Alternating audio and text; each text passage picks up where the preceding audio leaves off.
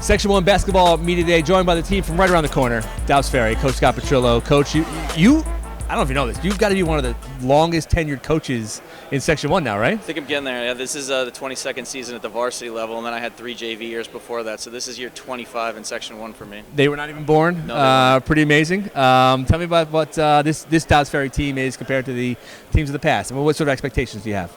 I think we always hold ourselves to high expectations. Our biggest thing is we just want to compete. We always want to compete. We want to go out there and put the best product we can on the floor. At the same time, we want to be the type of team in Westchester County that gets on the floor, plays blue-collar basketball, dives for loose balls, is willing to hustle for everything. We want to play rebound. We want to rebound the basketball well. We want to play solid defense. And then, our goals always are to, if we can score 15 points in a quarter and hold the team to 12, we're going to be happy. So it's kind of the way we want to look at things.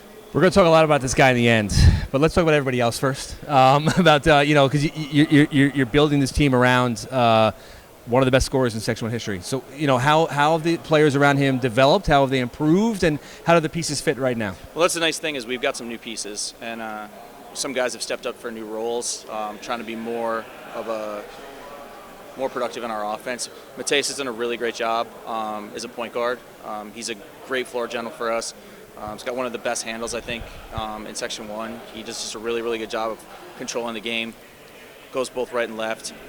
We had a transfer in from Hamilton last spring who came in. So we have a legit center this year. So 6 feet 7 inches. I know it's kind of funny, right? Yeah, I can't believe you just said that. Yeah, Please interrupt. Yes. Exactly. Yeah. So he is a legitimate and that size. So now we have some force inside with Parker Medlin. I think Evan Oman and Thomas Jocelyn, 2 seniors, are doing a great job of stepping up into roles where I think we're going to get some points out of those guys. They're great hustle players. They play great defense. And I really like how Mystique Smith is transferring his football skills to the basketball court this year. Okay. Mystique can run the floor. He plays defense. He's doing a much better job of finishing. For a 5'8" guy, he plays like he's more like 6 feet 2. He gets in there, rebounds, and battles with everybody. Who'd you bring here tonight? So I have Mateus Hertzberg, our point guard, and Anthony Figueroa, our shooting guard. All right, hand down Mateus.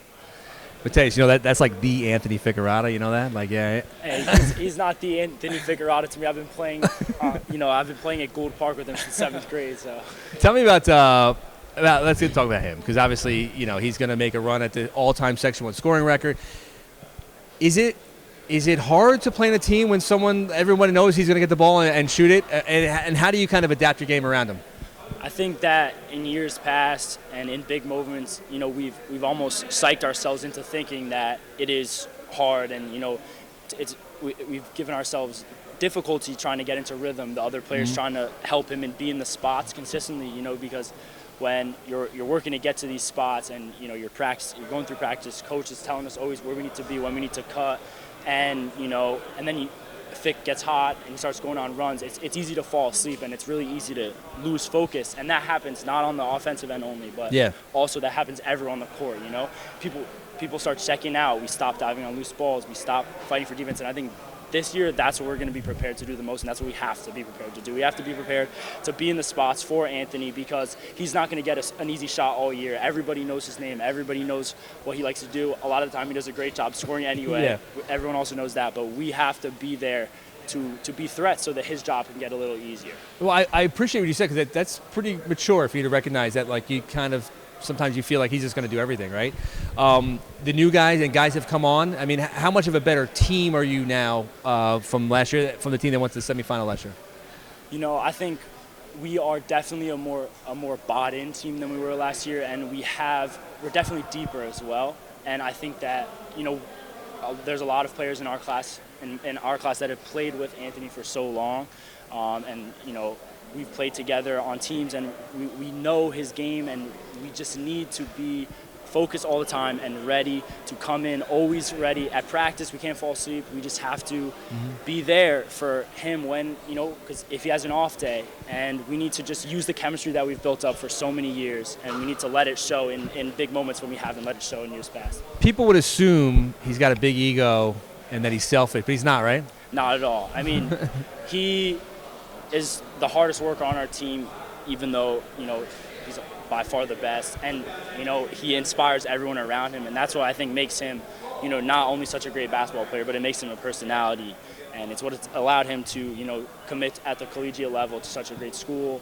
And I think that coaches see that, and he does a great job of giving us the energy. And again, it's just up to us. I'm saying the same thing, but it really is. It's up to us to use what he's giving us and be able to capitalize. All right, Payson, Anthony.